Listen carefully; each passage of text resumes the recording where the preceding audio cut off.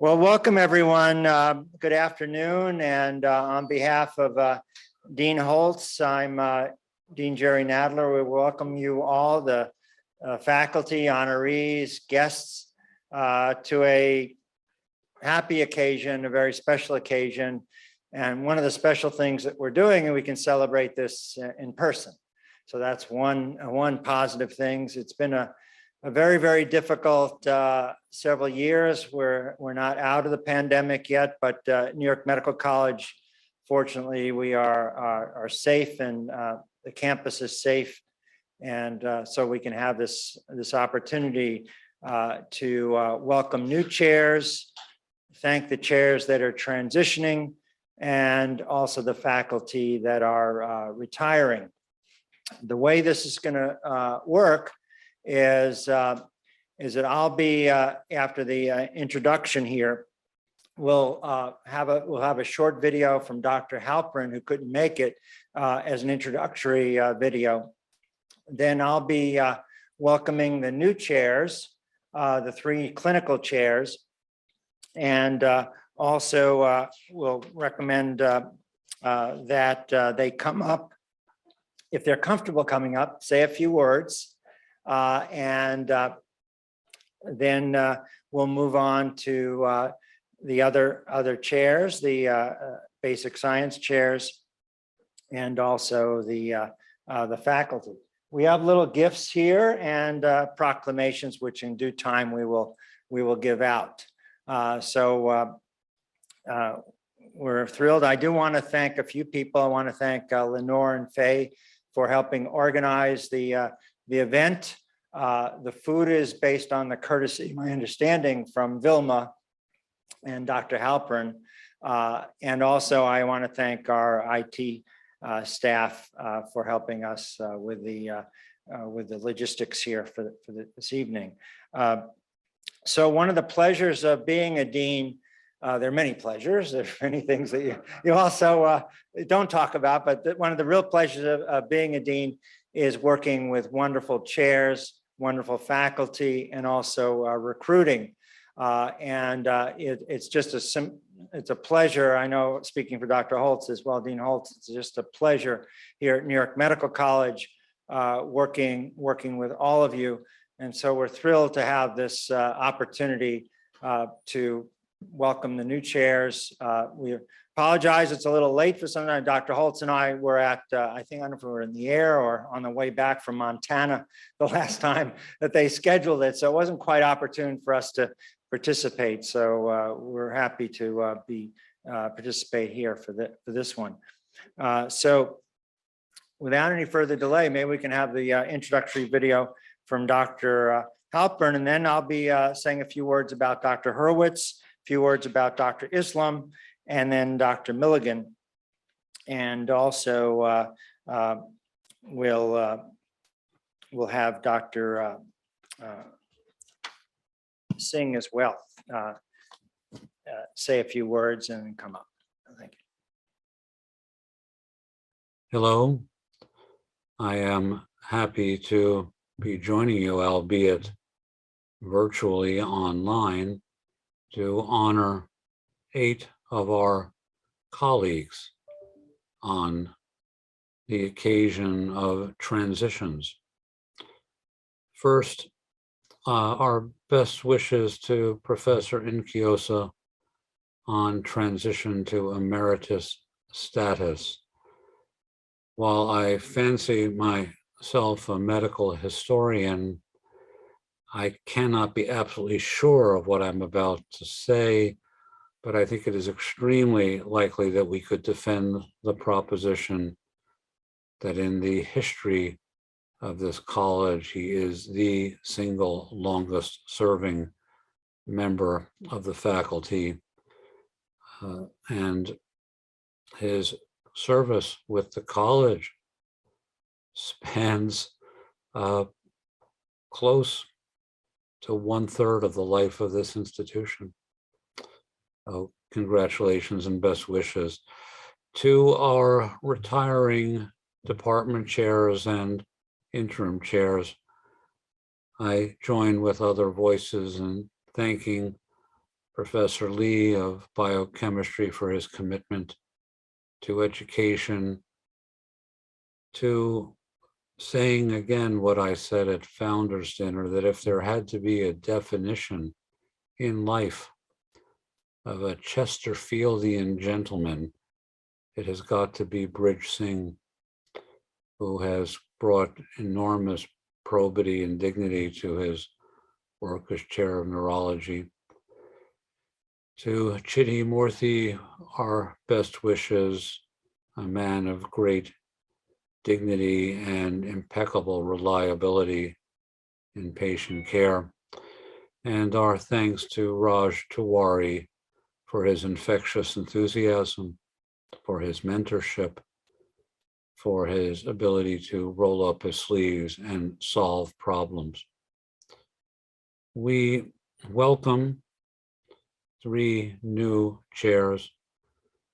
We welcome Professor Islam, Chair of Pathology, Microbiology, and Immunology, who has demonstrated extraordinary loyalty to his institutions of WMC Health and New York Medical College to solve problems that needed to be solved, and to do so in the midst of a pandemic when we were all so terribly dependent on laboratory medicine. We welcome Tracy Milligan as the new chair of neurology. I think of Shakespeare when I think of neurology. What a piece of work is man, how noble in reason, how infinite in faculty, in form and movement, how express and admirable in action, how like an angel in apprehension, how like a god, the beauty of the world, the paragon of animals. Hamlet, when talking to Rosencrantz and Guildenstern, must have been describing the nervous system. He certainly was not describing the internal organs of the body, which were not well known in that era. It would be a while before William Harvey and the circulation of the blood, for example, 100 years. But this description of the beauty of the beauty of the human nervous system in the mouth of Hamlet must remind us all of the magnificence of the nervous system and our gratitude to those physicians who serve to help fight disease and disability of the nervous system. And we welcome Dr. Milligan to help us in the good fight. And we also welcome Dr. Mark Horwitz, the new chair of radiation oncology. I took it upon myself to check by telephone at least 4 references on Dr. Horwitz during the search, and everyone said the same thing. This is a very dangerous specialty. People can get very hurt in radiation oncology. If you want a department chair committed to safety, committed to quality control, committed to seriousness of purpose, you can't do better than Mark Horwitz, and we are delighted to have him with us. I think 2 other things need to be said on this occasion. One is that we owe our thanks to Dean Nadler, and to think carefully about how much work is involved in the appointment of new department chairs and the management of the search process, and the quality of our leadership is a reflection of the commitment to quality of the dean. And also, finally, to say that this transition in chairs and our success in recruiting the best to WMC Health and to New York Medical College is in part due to the new academic affiliation agreement, which is not new anymore, but the new and earnest partnership of WMC Health and New York Medical College is reflected in the quality of the chairs. I I took a piece of paper and I made a list of the new clinical department chairs, in the sense of new being in the 9 years I've been here. Panzica, Solomon, Schluger, Gandhi, Ted Girardi, Hutchinson, Ferrando, Diamond, and Latifi, and now Dr. Landsman. Now, in case you were counting, there are 23 combined clinical and basic science chairs in the School of Medicine shared, or the basic science chairs with the graduate school. And 9 divided by 23 is 39%, a major change in leadership. And a good deal of the success, I think, can be attributed to our academic affiliation partnership with WMC Health. I wish everyone a enjoyable program, and I'll be back to chat with you a little later in the program to sing the praises of Chitty Morthy a bit more. Thanks for inviting me.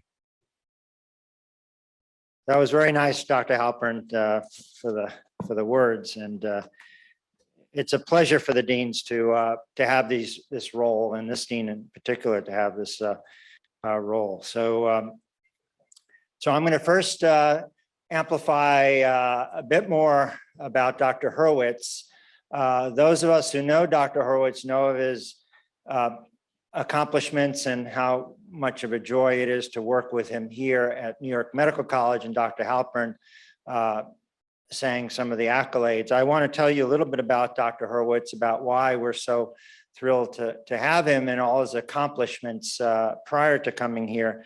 He's widely respected in the field of oncology related to GU oncology especially, and as joins our college from the Sidney Kimmel School at Medical College of Thomas Jefferson, where he was professor and vice chair of quality and safety for radiation medicine. And Dr. Halpern mentioned how important this field is and this specialty is in terms of treating patients at their most vulnerable and important areas of quality and safety.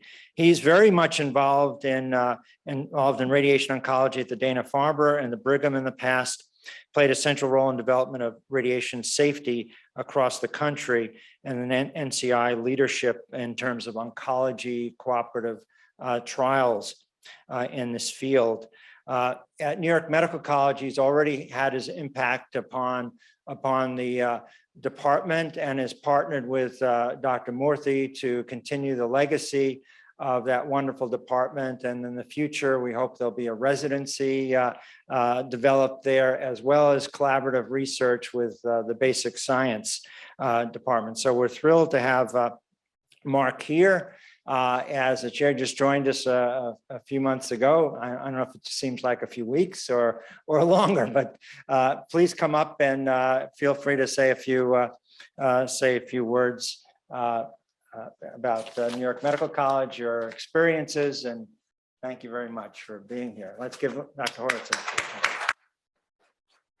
a Thank you very much, Dean Nadler, for those very kind comments.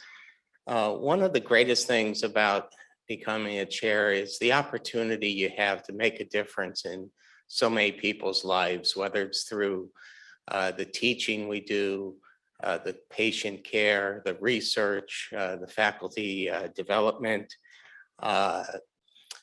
It's a way that we can impact on those well beyond our immediate sphere. But one can't do that in isolation. And from that point of view, I'm blessed to be part of this New York Medical College community because it's very clear I'm surrounded by so many like-minded people, capable individuals, who give it their all in terms of advancing all of these aspects of what we consider academic medicine. So I thank you very much for your warm welcome, your collegiality, and look forward to great things to come for this institution. Thank you.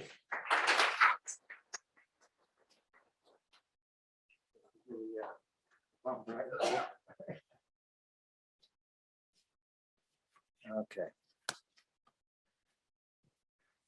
So now talk about Dr. Islam a little bit. And Dr. Islam has been here. He's been a faculty since 2002.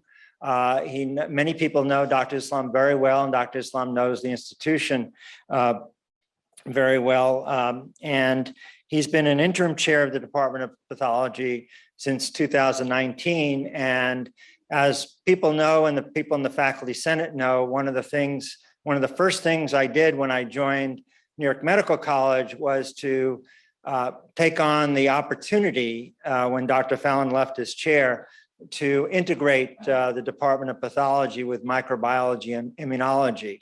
Well, that only took a little bit of time, but it's well worth it, and thrilled to have Dr. Islam as the partner in leading that integrated department in all the aspects of its importance in New York Medical College, both being integration in the clinical and in the research area. So Dr. Islam has been here for more than 15 years. He's been serving in many aspects of many committees, Human Subjects Oncology Panel, the GME Executive Committee, as well as being a wonderful advisor, educator, and clinician. He is truly, what Dr. Halpern mentioned, a beneficiary of the affiliation with Westchester Medical College, as having Westchester Medical Center having a close relationship with both the clinical and the college. He is recognized nationally and internationally. I won't mention all the things that are mentioned here because it's quite a long list, but I just was very impressed, and as you will be, to know that Dr. Islam has been chair of the New York State House of Delegation for the American College of Pathologists, and he became president of the New York State Society of Pathologists, and he is an advocate for health advocation in his field, major leader, and he's very humble and approachable, and he's had a lot of activities both at the college level and also at the Westchester level in terms of leading the department. And we're very close. I'm hoping I could announce it tonight, but I can't quite announce it. But we're very close to recruiting a vice chair of research for the integrated department that will be a major opportunity for collaboration at the college. So Dr. Islam, why don't you come up and say a few words about your no, we're delighted to have you as chair.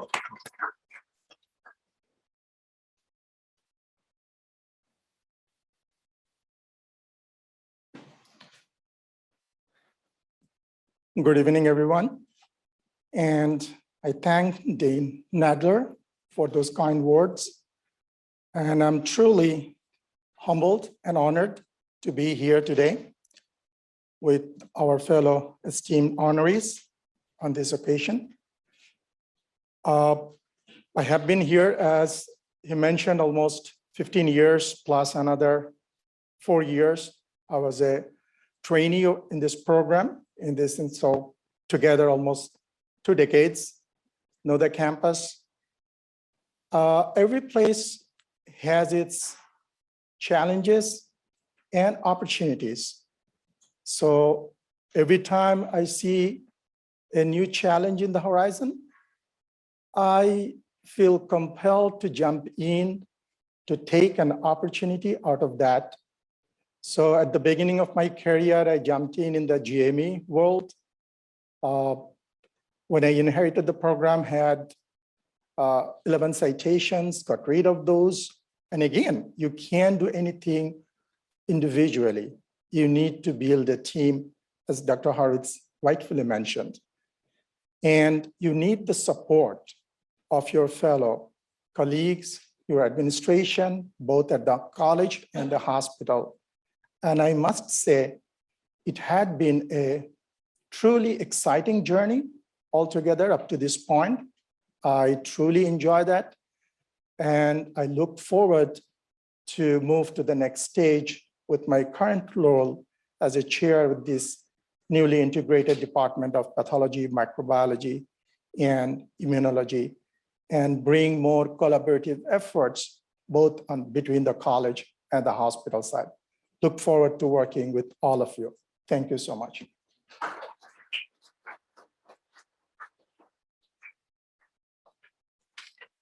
Okay. Now, Bridge Singh.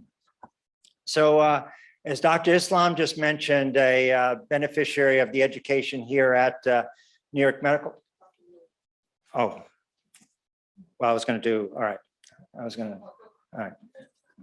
right. Well, we'll do, I would just like to change up the order a little bit. So okay.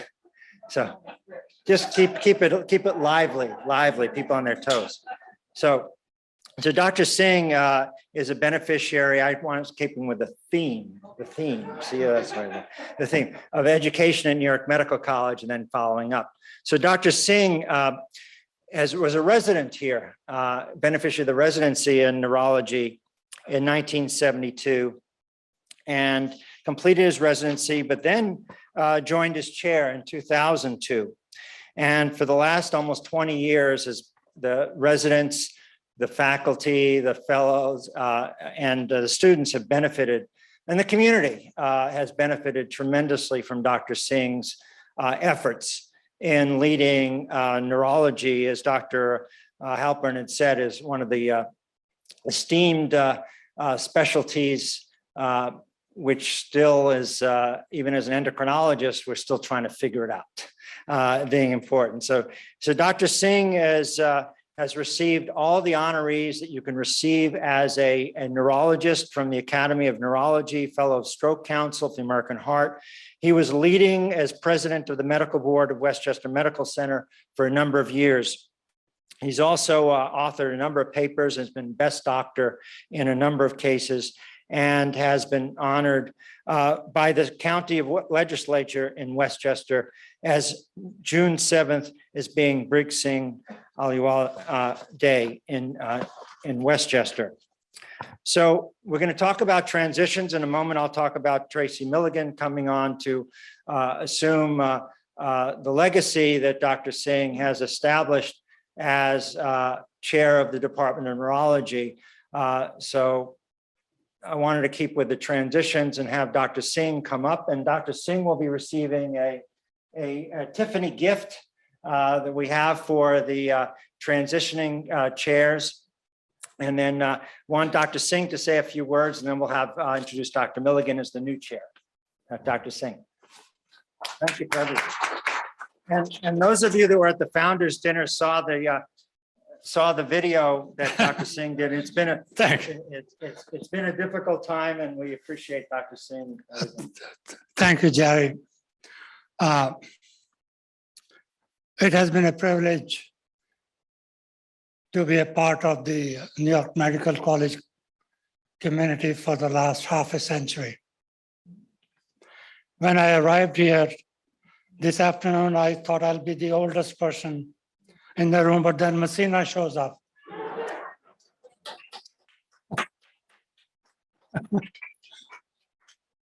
Well, I think I'm number 2. 4 decades at Westchester Medical Center and 20 years as a chair has been a delightful time. I joined the residency program here in 1969 in January. Bob Strobus was the chair at that time. I think probably you remember who he was. He was a Dutchman, a brilliant clinician, and he wrote the chapter on temporal lobe epilepsy in the Handbook of Neurology, Tracy. He created the department in 1962, and I joined in 69. When I was a chief resident, he asked me to stay as an attending. And I was very grateful, and I did. And ever since, I've not moved from this place. I got my genome study done. I'm a mutt. I'm 78% of South Asian, and part of it is Iranian, and part of it is Turkish, and some other genes. But I think somewhere there's a gene of a sloth. I have not moved from this place in the last 50 years. In 1977, Bob Strobus and I went to Amsterdam to present a paper. That was my only contribution to neurology. Epilepsy, partial continuous and non-ketotic hyperglycemia. And I made a great presentation. There was a huge room. There were 5 people, 3 of them were sleeping. Anyway, so cheer me up. Bob said, well, let's go for some wine, and we did.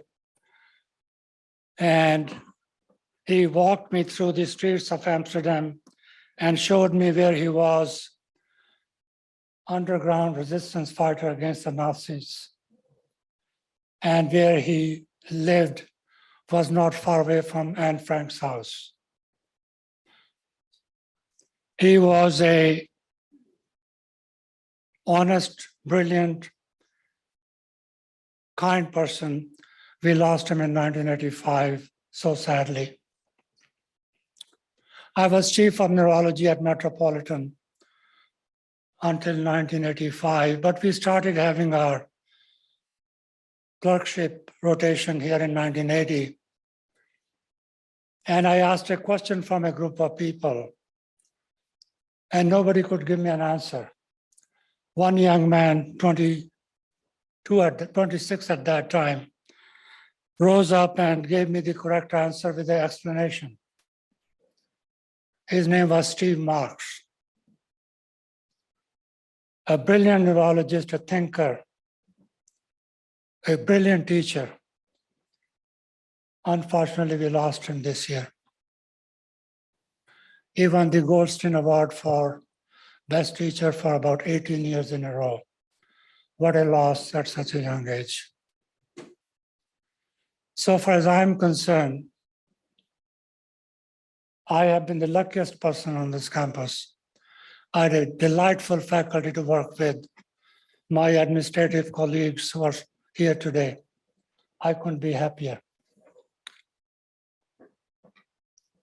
I think Dean Nadler made a very good decision by selecting Tracy Milligan.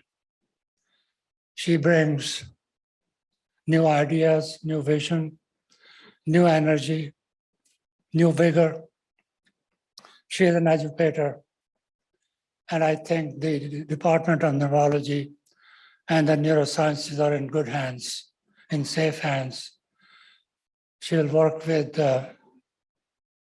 Chirag Gandhi and our brilliant basic science neuroanatomy faculty.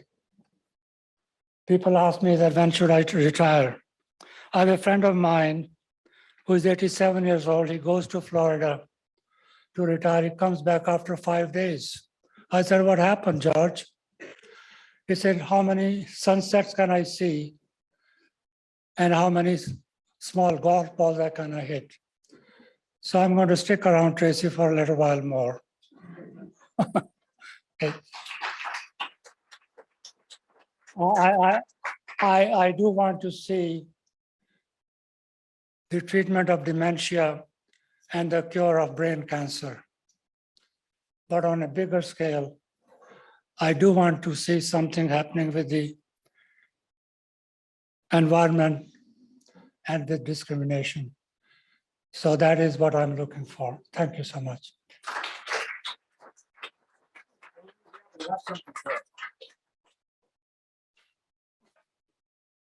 Thank you. Little gift. Thank you. Now you see why I changed up the order.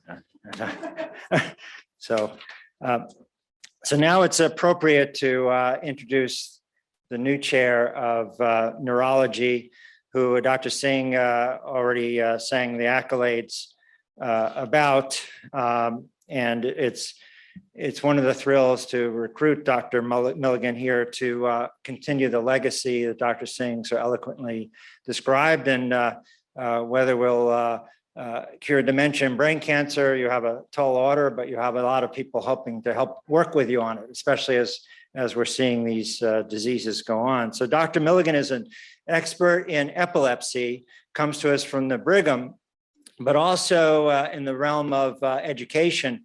ran a very large residency in neurology and is extremely well known nationally and internationally for her educational aspects, in addition to her clinical excellence and research.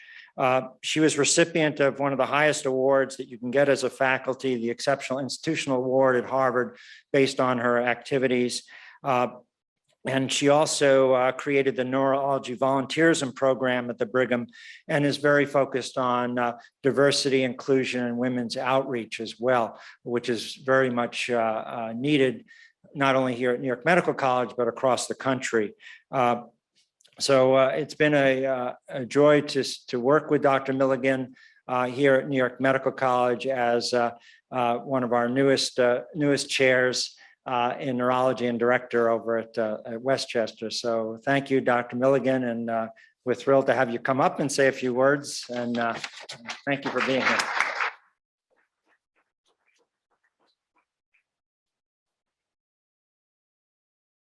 Thank you very much, Dean Nadler, and thank you, Bridge, for those really kind words.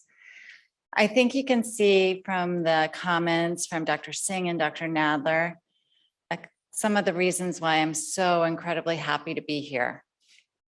It's a wonderful community, a welcoming community full of brilliant people who are doing the work that I want to do to help the community, to help improve patient care, to help educate the next generation of scientists, clinicians, workers to improve care, and to be part of the research community with so many wonderful things happening. When it comes to neuroscience and neurology, it is just exponentially increasing what we can do to help people with neurologic disease. The number of new therapeutics in neurology is second only to oncology. So we are coming up with more treatments for dementia, for brain cancer, every day, among other things. But I'm really, really happy to be here, to be part of a community that's dedicated towards all this work and is such a kind community. Since day one, I found incredible team members, an incredibly welcoming group, and I'm very happy to be here and a part of your mission. Thank you very much.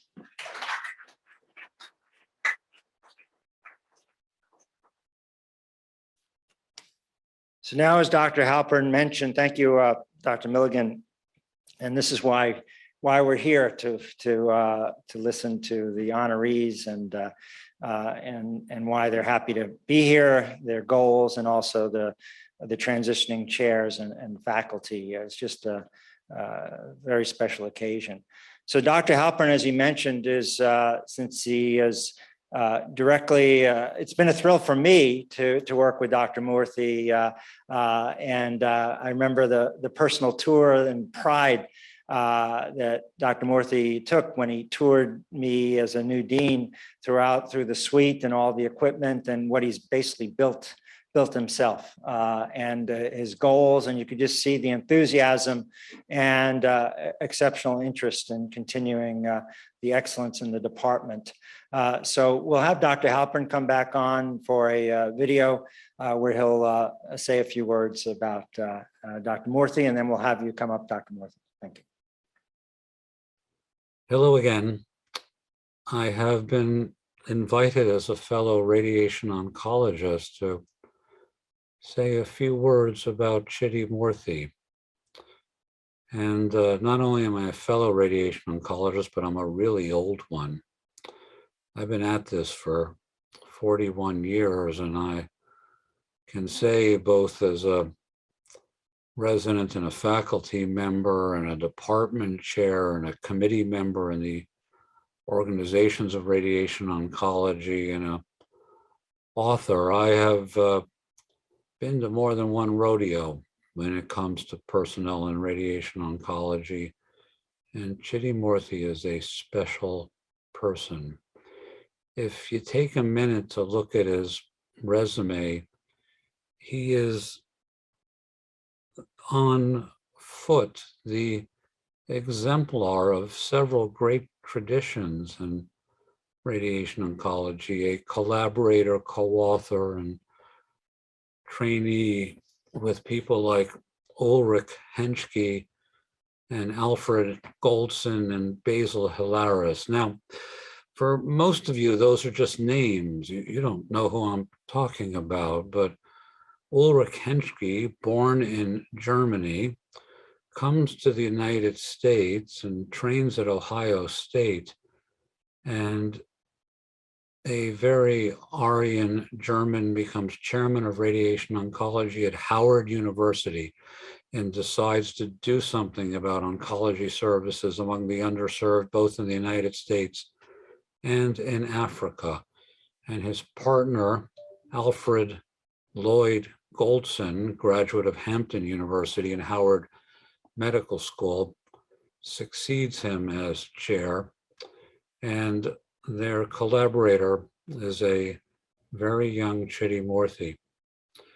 Now, Henschke and Goldson go on an airplane trip in East Africa to improve oncology services, and they, at the last minute, leave Chitty Morthy behind, and the plane crashes on the edge of a crater in Tanzania. Henschke dies of a heart attack as he crawls out of the plane, and Goldson fractures his spine.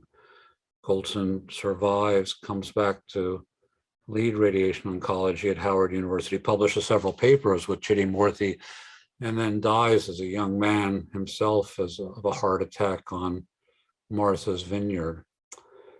Basil Hilaris, department chair and a great doyen of radiotherapy, brachytherapy implants, is also a collaborator and co-author with Chitty Morthy. And when you listen to Chitty Morthy talk about patients, you in part hear the voices of Henschke, Goldson, and Hilaris.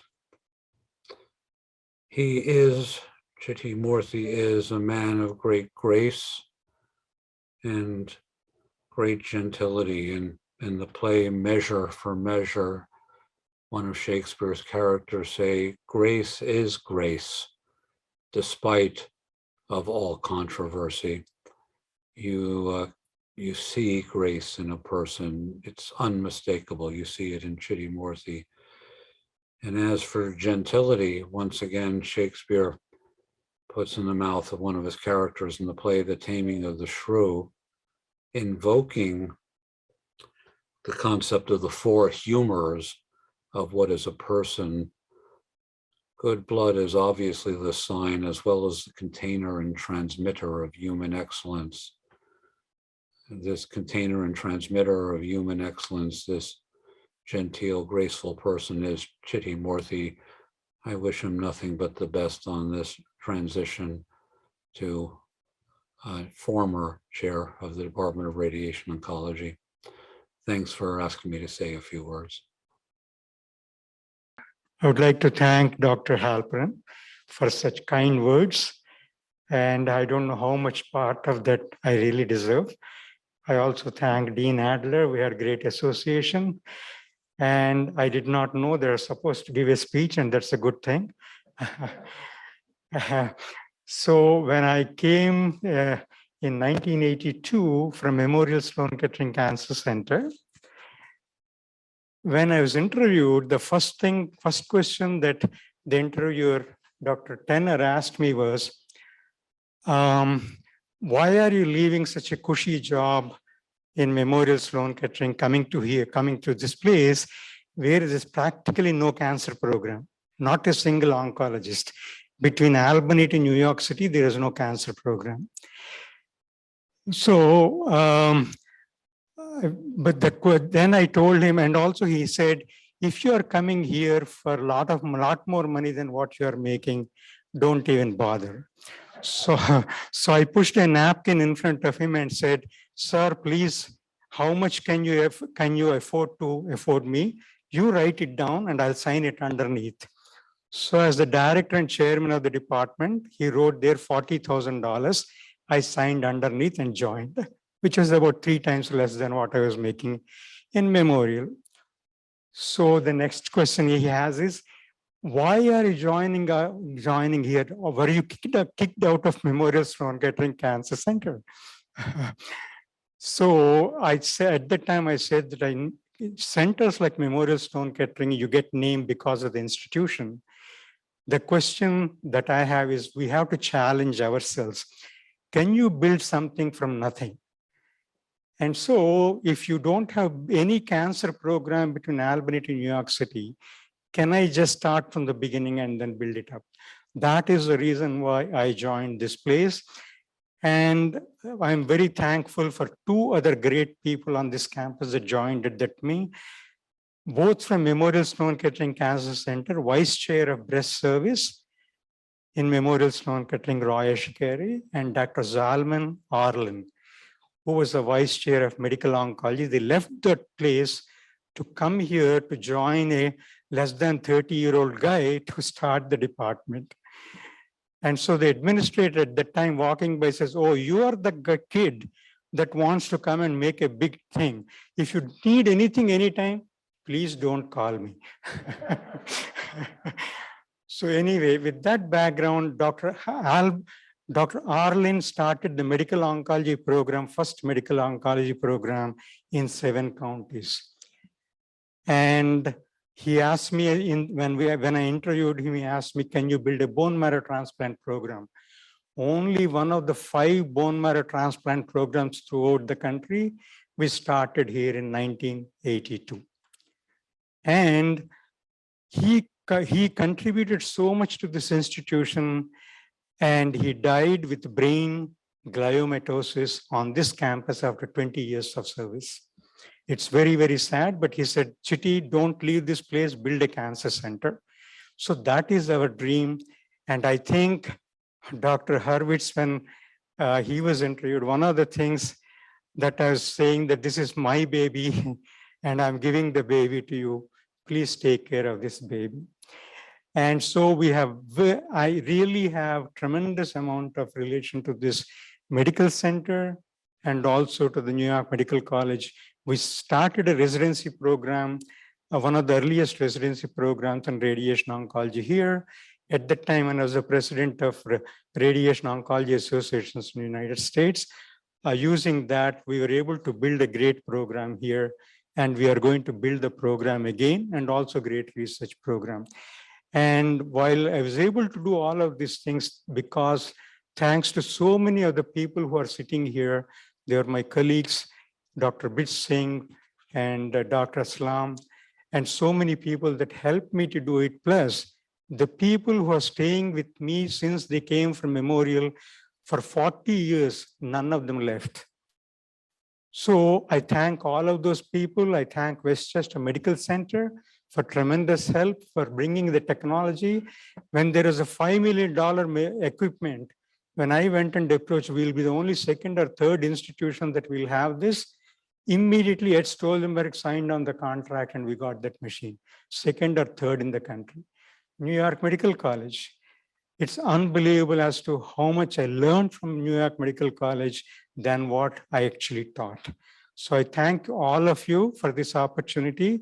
I hope I'll be able to continue to contribute as long as I can with the permission from Dr. Horwitz. Thank you, Dr. Horwitz. Thank you all.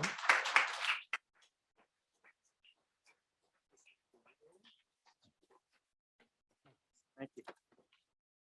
Now you know why the best speeches are the ones that aren't written ahead of time. So that, thank you, Dr. Murthy. So that's wonderful and a great legacy, and we hope to continue all the things you've started and tremendous success. So now we're going to transition to the co-host, Dean Holz, who will now speak about some of the basic science chairs that are transitioning, and also we'll have Dr. Schwartzman come up a little bit to talk about Mario and Kinosa's retirement. Dr. Holz.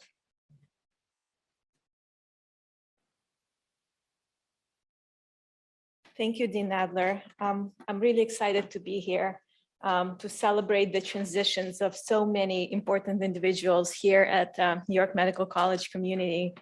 And as I was saying hello to many of you in the room, I noticed a couple of people, and I want to just say hello and acknowledge them because they contributed so much to New York Medical College.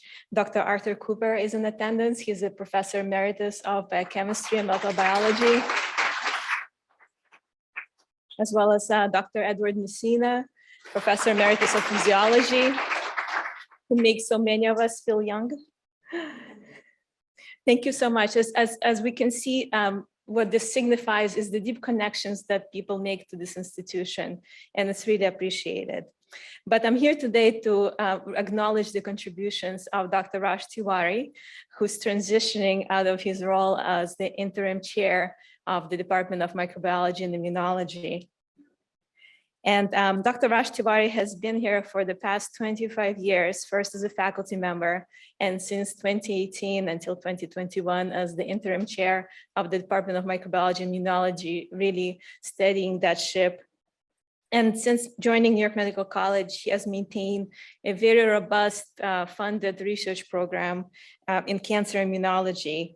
And before joining New York Medical College, he was a faculty member at Memorial Sloan Kettering and Weill Cornell Medical Center. Dr. Tiwari is a world-renowned cancer immunologist, and he studies all aspects of chemoprevention, tumor immunology, and cancer therapy. And he published so many peer-reviewed articles that are really impactful, as well as book chapters, review articles, and has given seminars and lectures all over the world. He has had peer-reviewed funding from the National Institutes of Health, Department of Defense, as well as many foundations, such as the American Institute of Cancer Research. He is also a pioneer of clinical and translational research with active collaborations with the academic clinicians, especially those with our Department of Otolaryngology and the Department of Surgery at the NYC Health and Metropolitan Hospitals. The clinical collaboration enabled him to secure the Empire Clinical Research Investigator Program training grant for both Westchester Medical Center and Metropolitan.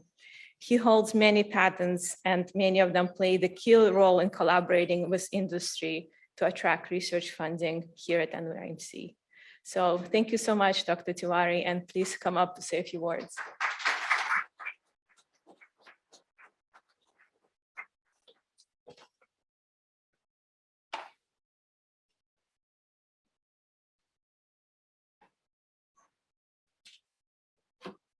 Thank you very much, Dean Holz and Dean Nadler. I didn't know I had so many accolades, as you read out, but they all seem to be very natural, coming through the work that we did. But let me just say, I rose through the ranks here, and New York Medical College has really given me all what I have. And one of the things that I brought to the institution was, because research is very stressful in terms of, going through clinical fellows, Ph.D. fellows, and writing grants, getting grants, not getting grants, 2% of your grants are funded, all of that. But one of the things that I learned from my mentor, and that is what steadied the ship, as I would quote Dr. Holz, is basically to work in an absolute stressful, non-stressful environment. Stress is when you associate stress with you. Otherwise, I have been continuously funded from 1989 till now, when I have my first faculty position at Sloan Kettering. And I have never lost funding up till now. Hopefully, I would continue. And even if it doesn't continue, I would say that this is a good amount of time that I have been able to achieve what I have achieved, only by providing a non-stressful environment. And that, I think, is, and never take credit for yourself, because everything that you do and all the things that I have achieved is all because of a group that we belong. And we built up that group, and it was the same thing as interim chair. It was a wonderful opportunity for me to liaise with administration as well as faculty. I mean, the faculty at New York Medical College, I would say specifically the Department of Microbiology and Immunology is fantastic. And Dr. Islam would echo with me that as we transition into the Department of Pathology, Microbiology, and Immunology, that he will have a wonderful faculty that is very cooperative and would continue with the mission of education and research. That's all what I would like to say, but all said and done, in the records of New York Medical College, I would probably be the last chair of the Department of Microbiology and Immunology. and as we transition into the integrated department, which I think is great in sense that we have a clinical chair that is going to be looking at clinical translational research, and that would be sort of the fulcrum on which we are going to build up our research and education enterprise. Thank you very much, and thanks for New York Medical College giving me the opportunity.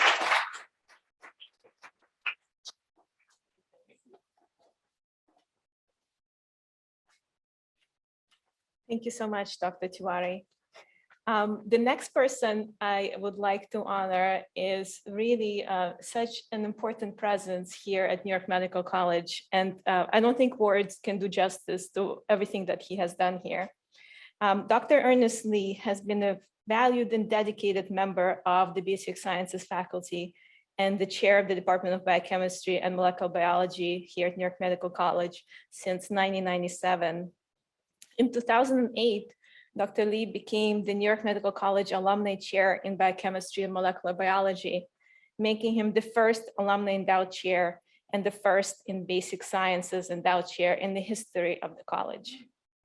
The endowed chair was spearheaded by the School of Medicine Alumni Association with support from the Office of Development and Alumni Relations, and solicited nearly $2 million from several New York Medical College alumni. During the long tenure of Dr. Lee at New York Medical College, he worked to provide thousands of medical and graduate students with the important foundational knowledge in biochemistry and molecular biology that is so essential for the scientific field and to make contributions to society. He was committed to the development of the department and the faculty members and building a community of scholars. He placed such an important emphasis on research that the legacy of which still continues, and really striking a balance between education and generation of high-level research. Before joining the New York Medical College community, Dr. Lee served as professor of biochemistry at the University of Miami School of Medicine, as well as an established investigator for the Howard Hughes Medical Institute and the American Heart Association. In his many years as the chair of the Department of Biochemistry and Molecular Biology, Dr. Lee has been a fierce advocate for his faculty and an influential force for teaching and research. I want to welcome Dr. Lee.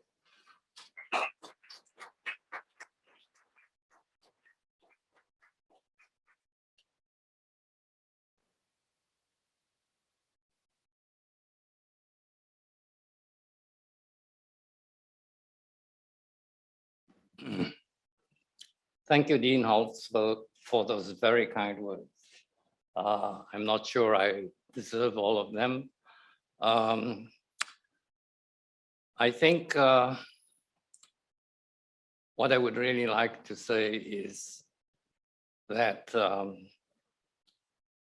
all that I have tried to do as a chair was driven by the view that it was the faculty that counted. I was very influenced when I was looking at the idea of becoming a chair, and I talked to some very famous, well-known scientists, and some of the advice they gave me stuck. One of them asked me, what do you think is the most important thing that you need to do or believe in if you become a chair? And I gave him some answers, and he said, wrong. You need to care about your faculty because they are the ones who are going to do the work. And if you're going to build a department, they are the ones who are going to do, who will achieve, and you have to help them on their way. So with that in mind, when I came here for interviews, I was really struck by the commitment of the faculty to teaching and to doing research. And most importantly, I was impressed by a sense that this was a very communal group of basic scientists. It was a small footprint, but I thought that the faculty I met were people I could work with. I could see what they could achieve. And so I came here. So now 25 years later, as I look back, I can say that I owe a great deal to my faculty.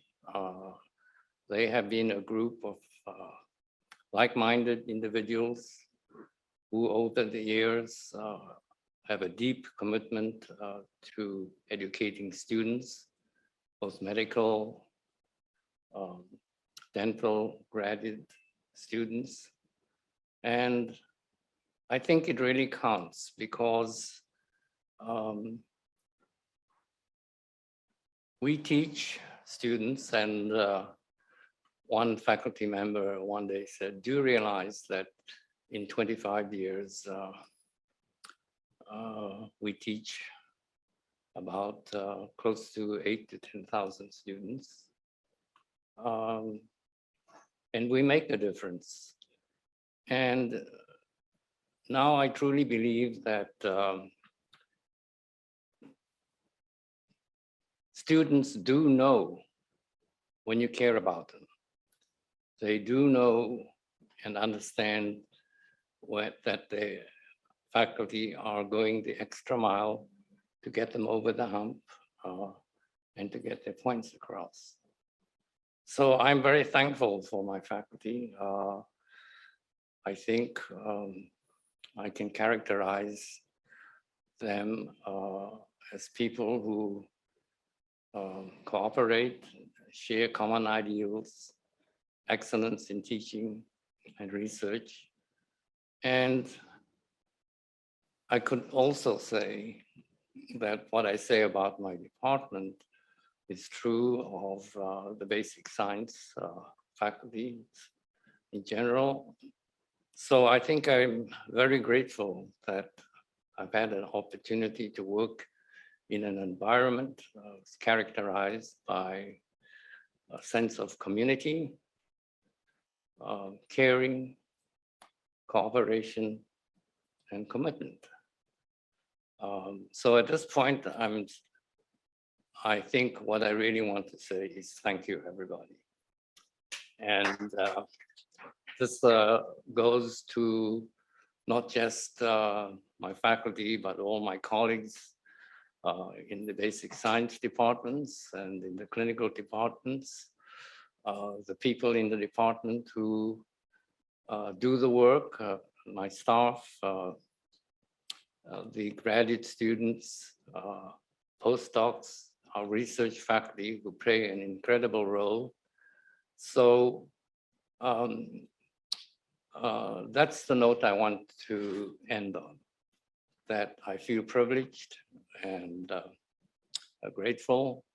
And lastly, I would mention my fellow chairman, who when I came here, helped me and advised me. And with that, once again, I say thank you.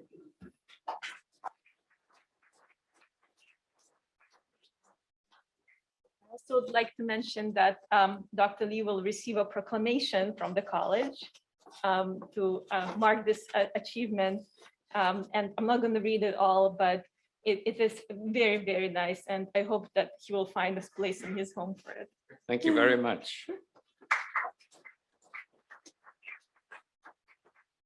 And now I would like to invite here Dr. Michal Schwartz, the chair of pharmacology, who is not transitioning. So I don't want anyone to panic.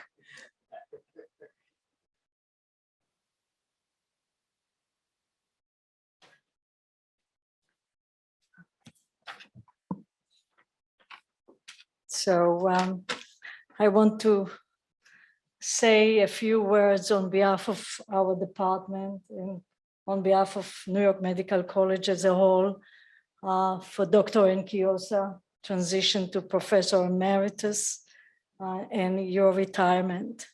So Dr. Nkiosa, as you heard from Dr. Alprin, is one of the longest serving faculty at New York Medical College. He joined New York Medical College in the Department of Pharmacology in 1966. This was after he completed his Ph.D. at the University of Illinois and also a postdoctoral training in the Argonne National Laboratory. He then went on to hold research position at Willowbrook State School, which is in Staten Island, and at Harvard Medical School.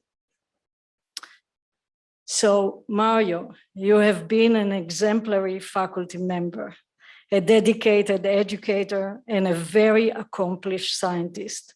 Your contribution and service to the academic and scientific endeavor of our faculty and to the medical and graduate schools are endless.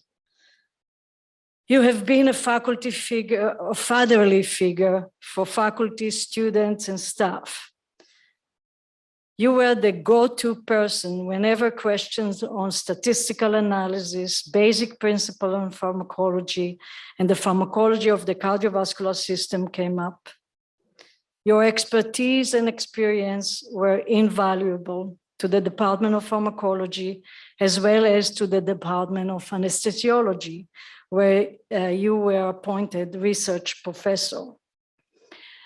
Your collaboration with the Department of Anesthesiology culminated in publication and clinical studies that have been effective at the bedside. You were also heavily engaged in many intramural committees and served in administrative positions such as the director of the MD PhD program, associate dean for student affairs, and vice chair. Your supportive service to New York Medical College community and your many contributions to scientific research and education were celebrated at the 2016 Founder Dinner, in which you were recognized as being the consummate academician. Faculty like Mario help all of us stay connected and remember the past while also being open to the changing winds of the future. Mario is a wonderful role model for faculty, both young and old, exemplifying how to continue flourishing and making a positive impact on others throughout their careers.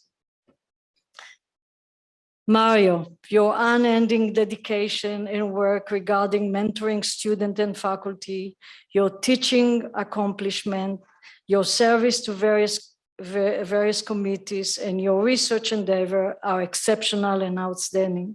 It is with deep gratitude that I thank you on behalf of the department, the faculty, the student, and the staff for this. And we all wish you and your family the very best. Thank you.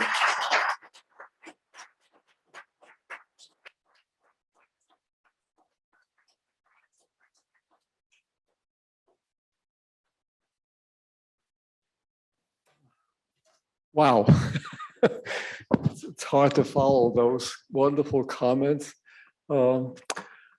Actually, New York Medical College has made such contributions to me and to my life. I have been here a long time, as Dr. Halprin said. In fact, the name of the college was even different when I came. It was New York Medical College - Flower Fifth Avenue Hospitals. Flower Fifth Avenue hospitals were very famous, actually. Many medical students refer to themselves as graduates of Flower, not even New York Medical College. So there's a long tradition here. And there have been, I've served under 3 administrations. Each one seems to have tried to surpass the previous, and that is certainly true of the present one. It's impossible to zoom in on all of the special seminars that we are having now. It's just very exciting to be here. And I do still have a faculty appointment, so that's very nice. I've served under 3 department chairs. Dr. Schwartzman seems bent on surpassing those that preceded her. Also, she's the only department chair who has difficulty not breaking down into tears with each graduate from the Ph.D. program. She considers them, has a motherly influence on them and how much she's going to miss them. Introduces each one with those words. And so this has been a privilege again. So I've had like all these privileges and pleasures of serving here all this time. And as I say, it has been a privilege and a great opportunity. Something most of you do not know, I'm sure, though, as well as all of these contributions from New York Medical College. I met my wife here at New York Medical College. It was sort of an awkward meeting. It happened more than 48 years ago. And I was the lead proctor for a national board exam. And in the confusion and the hassle of getting everyone into the 9 modules that they belonged in, this young lady, a student in microbiology, was in a PhD in the master's program. She was standing there, and I probably was rather curt in saying to her, well, why aren't you in your assigned seat? I thought she was a medical student. And then she informed me that she was an assistant proctor. So I apologized then. And then every time I would meet her in the halls during the basic science, in the basic science building, I would apologize again. And I think all those apologies, we got quite acquainted. She finished her master's here in micro and then went to the University of North Carolina to have another degree. And after that, we were married. So I really owe an awful lot to New York Medical College. Probably, and of course, that's the most important part of my life that they gave me. And thank you very much. Appreciate it all.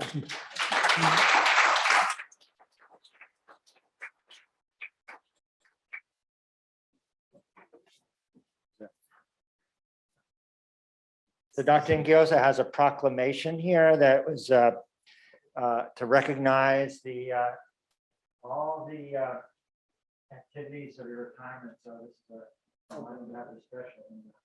And congratulations on.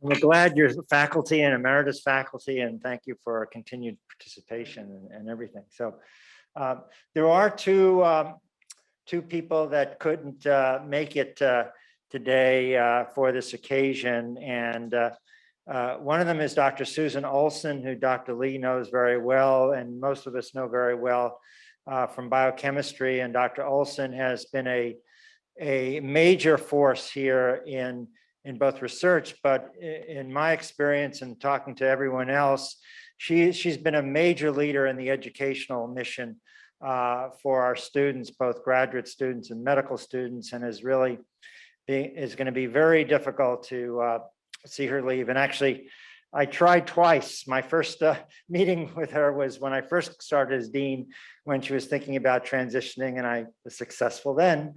But the second time, I failed. So she has desires to. she's from the South Carolina, Charleston area where she did her training, and she's looking forward to going back there. So, so Dr. Olson is transition. She has been granted an emeritus title and a category, and she's always welcome to be coming back on campus and participating. So it's Dr. Olson. And the other person who's not here but has received accolades and activities with Dr. Richard Mccarrick. Dr. Mccarrick is Dr. Bierman's counterpart. Dr. Mccarrick has been the DIO here at New York Medical College, designated institutional official for the residency programs.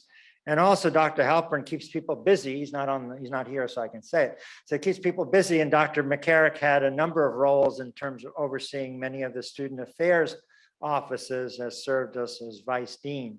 So very difficult to find someone with all the talents and abilities of Dr. Richard Mccarrick, who is also a psychiatrist and a forensic psychiatrist in that, which is a very specialized field. So we are recruiting a DIO, but the other roles are very hard to replace. So both of those faculty have transitioned, and we wish them well. So this concludes the formal part of our program. I want to invite all the honorees and to come up, and the presenters. We're going to have a photo, and then there's plenty of food there. What else is new with that being at a Jewish institution, New York Medical College, without food, right? So we have some food. And I like with Flower and Fifth Avenue because one of my mentors and heroes is Rachmael Levine, and Rachmael Levine was a chair here for a number of years in the 60s, and always he was at Flower and Fifth Avenue. So so thank you for bringing that up. So everyone, come on up for.